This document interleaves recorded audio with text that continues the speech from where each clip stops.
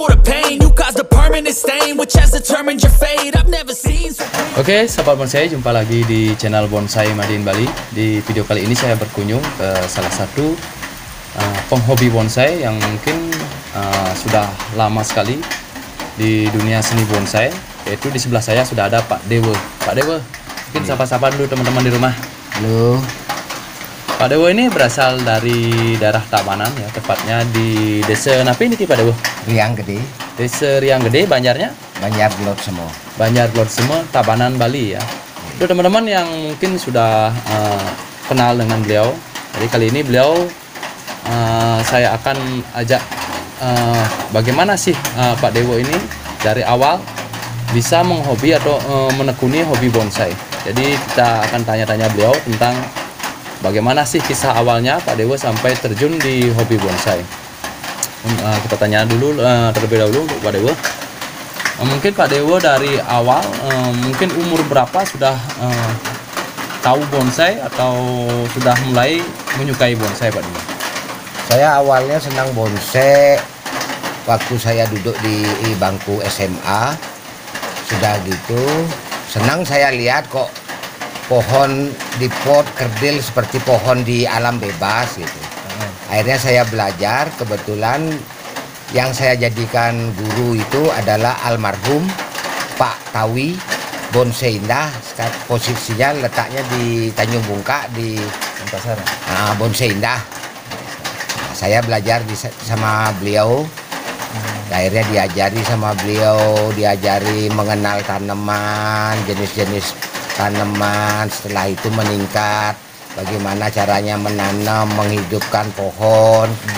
Terus meningkat lagi bagaimana caranya membentuk, mengawati, dan akhirnya sampai sekarang. Sekarang ya? Ya. Oh, itu kira-kira tahun berapa itu Pak Dewa?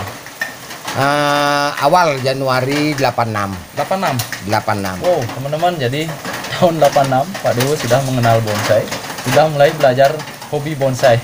Bisa dibayangkan mungkin beliau adalah salah satu senior kita di hobi bonsai, khususnya di daerah Bali ya. Sekarang kita akan tanya lagi kembali ke Pak Dewa. Mungkin untuk Pak Dewa setelah berkecimpung sudah lama sekali di hobi bonsai, bagaimana sih pandangan Pak Dewa tentang bonsai Pak Dewa? Maksudnya pandangan dalam artian? Mungkin Pak Dewa menjelaskan bagaimana sih menurut Pak Dewa pengertian dari bonsai, bagaimana sih proses dari membuat bonsai, dari cara pandang Pak Dewa sendiri. Ya. Kalau menurut dari pandang saya, yang saya pelajari dari tahun 86, saya kalau untuk membeli bonsai sudah yang jadi, ini mohon maaf aja karena kebentur dari ekonomi, saya lebih banyak berproses mendongkel tanaman dari alam. Nah di bonsai itu yang paling susah itu untuk bonsai itu pertama awalnya menghidupi pohon dari mendongkel di alam, terus menanam di pot, menghidupkan. Setelah menghidupkan itu memprogram akar, itu cukup waktu yang lama lah. Lama ya? Ya, enggak cukup cuma setahun 2 tahun memprogram akar.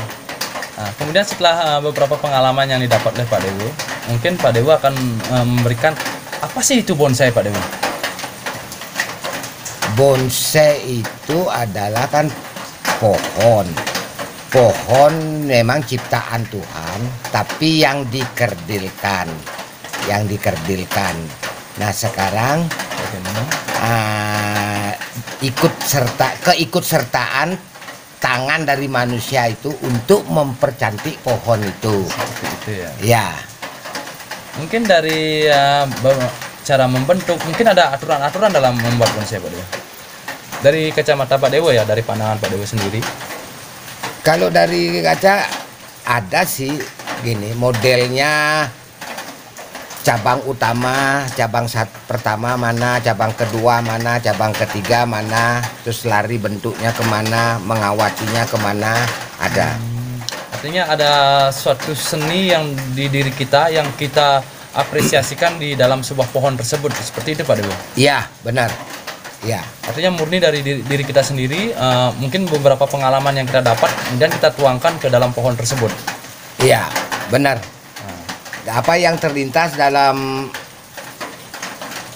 benak kita, pikiran kita, imajinasi juga ya. imajinasi kita. Di bonsai itu kan kita bermain ke Imajinasi ya. Imajinasi sudah gitu, tapi tidak, biar bagaimanapun bentuk bonsai itu mau formal, informal, mau kontemporer itu, tapi tetap dia berbentuk kayak kerucutnya gunung gini. Sebagaimana pohon di alam. Ya, sebagaimana pohon di alam begitu. Nah, jadi seperti itu mungkin dari makna dari atau pandangan dari Pak Dewo ini tentang bonsai. Kemudian Pak Dewo, saya mau tanya sedikit tentang di hobi bonsai ini. Mungkin Pak Dewo ini sebagai penggemar saja. Apakah mungkin Pak Dewo juga bisa sebagai penggerak ekonomi Pak Dewo sendiri dari seni bonsai ini, atau dalam proses Pak Dewo dalam membuat bonsai ini? Jadi untuk dinikmati sendiri atau bisa nanti untuk sebagai kita jual kembali lah seperti itu Pak Dewo. Mungkin dari tahun dulu sampai sekarang. Iya, kalau saya masalah di bonsai, satu sisi selaku penggemar, kedua di satu sisi untuk mengisi juga, saya jual juga kalau ada yang berminat, saya jual untuk membantu ekonomi saya. Sudah gitu, ketiga ya saya juga training. Oh ya. Iya, training. Nah, seperti itu mungkin. Jadi dalam seni bonsai ini memang betul-betul membantu juga dalam segi ekonomi Pak Dewo ya. Iya, benar. Sangat membantu sekali. Sangat membantu sekali. Mungkin dari dulu sampai sekarang bonsai masih tetap membantu ekonomi Pak Dewo. Masih tetap. Ya. Nah, sekarang menurut Pak Dewo bagaimana perkembangan bonsai sekarang ya? Dari dulu sampai dulu bagaimana, sekarang bagaimana Pak Dewo perkembangannya? Kalau sekarang semakin ramai ya? Dengan dulu semakin ramai, semakin bagus. Sekarang semakin ramai Pak Dewo? Semakin ramai. Dengan adanya kontes-kontes ya? Kontes-kontes, channel-channel YouTube. Channel YouTube itu yang menggerakkan jadi lebih hidup lah. Bonsai khususnya bonsai di Bali. Bisa di Bali ya? Iya.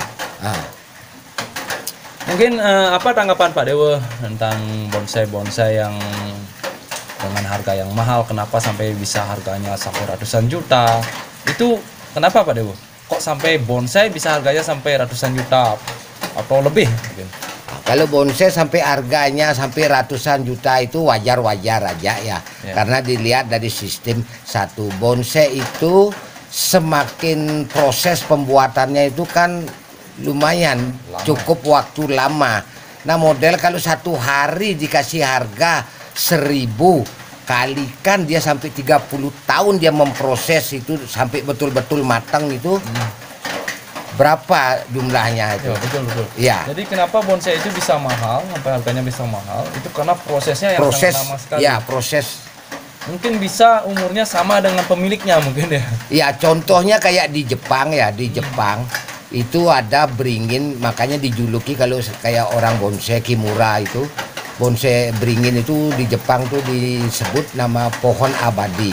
Itu waktu aspak pertama di Nusa Dua, itu mereka ikut kontes, dibawa barangnya ke sini. Saya sampai tidak bisa meluk itu pohon itu, pakai kayak kereta kerajaan Kencana itu. Itu umurnya sudah 500 tahun. 500 tahun? Iya. Diprediksi 500 tahun? 500 tahun. Sampai detik ini dipajang di kerajaan Jepang. Di kerajaan Jepang? Iya. Mungkin nanti kita akan cari informasinya ya tentang pohon tersebut. Nama pohonnya Pak? Pohon beringin. Nama bonsainya Kimura? Bukan? Bukan. Cuma sekarang yang apa namanya master di Jepang kan cuma Kimura ya. Oh iya, master Kimura ya. Sama wakilnya Kibayushi. Jadi pengetahuan Pak Dewo tentang bonsai sangat luar biasa sekali. Setelah saya ulik-ulik, sangat banyak sekali yang saya dapat di sini. Mungkin dari beberapa dari bagaimana sih kita melihat seni bonsai tersebut ya. Yang pertama yang saya lihat dari Pak Dewo ini adalah membuat bonsai dari pengalaman, kemudian kita apresiasikan ke pohon yang akan kita buat bonsai. Jadi seperti itu untuk Pak Dewo. Dan nanti tidak lupa juga kita akan lihat beberapa koleksinya Pak Dewo. Mungkin beberapa saja, mungkin yang baru-baru ini Pak Dewo ya. Iya, semua baru-baru nih. Pak Dewo pernah vakum atau gimana dalam hobi bonsai? Apa pernah berhenti atau gimana? Apa terus di hobi bonsai dari dulu sampai sekarang? Kalau saya di vakum tidak pernah, cuma vakum hanya untuk di kontes saja. Vakum hanya di kontes. Untuk ikut serta di kontes yang vakum. Masih vakum ya. Tapi kalau untuk akses berproses di bonsai tetap dari tahun 86 sampai detik ini. Oh, iya. Karena kalau saya tidak bermain bonsai, mungkin sudah stroke saya. Jadi banyak hal yang didapat dari bonsai berarti Pak Dewa, dari ekonomi dapat, mungkin dari kesehatan juga ya. Karena mungkin dengan mengerjakan sesuatu yang kita senangi bisa menghibur, bisa menghilangkan stres, bisa menghilangkan stres. Misalkan kayak saya sakit sekarang, panos, pilek, main bonsai, ngambil bonsai langsung hilang sudah. Karena dapat dopamin ya, dapat benar. hal-hal yang menyenangkan ya dari bonsai. Iya. Jadi Pak Dewo ini memang benar-benar di stylenya ya di bonsai ya. Karena beliau menganggap bahwa bonsai itu bisa membuat beliau senang. Jadi itu yang paling penting ya di bonsai ini. Dan juga kita mendapatkan yang bisa menambah ekonomi di dalam keluarga. Jadi mungkin hanya itu saja bincang-bincang kali ini sama Pak Dewo. Saya ucapkan terima kasih sudah diizinkan berkunjung ke sini oleh Pak Dewo dan bisa kita sharing-sharing dan bincang-bincang dan bisa berbagi kepada teman-teman, khususnya teman-teman yang masih pemula. Jadi seperti itu kisah Pak Dewo dalam hobi bonsai. Pak Dewo, terima kasih waktunya. Sama-sama. Mungkin ada pesan-pesan untuk teman-teman pemula? Pesan saya bagi para pemula, kalau sudah berkecimpung di bonsai, jangan setengah-setengah. Istilahnya nyelam langsung sekali basah. Tekuni, serius, belajar terus. Karena bonsai itu terus ada perkembangan. Tidak mentok di situ-situ aja lah gitu. Hanya itu aja pesan saya. Dan tetap semangat Pak Dewo ya? Tetap semangat, PBBI Bonsai Bali tetap jaya. Oke teman-teman, hanya itu saja bincang-bincang saya dengan Pak Dewo. Artinya untuk teman-teman, masa dikalahin sama Pak Dewo ya. Teman-teman yang masih muda, masih bersemangat, ayo kita hobi bonsai. Dan ikuti juga kontes-kontes yang ada di kontes-kontes bonsai yang ada di Bali ya, untuk memeriahkan dan untuk memberi semangat dan apresiasi untuk teman-teman yang hobi bonsai, dan tetap semangat dan belajar. Pak Dewo, terima kasih waktunya. Ya, sebelum ditutup, saya mohon maaf kalau ada wawancara saya dengan Made Bonsai in Bali ada salah kata, saya mohon maaf. Salam buat semua setan-setan, tebo bonsai, penarungan, semua Pak Man suka-suka, semua salam sejahtera, salam bahagia selalu. Terima kasih. Oke, terima kasih.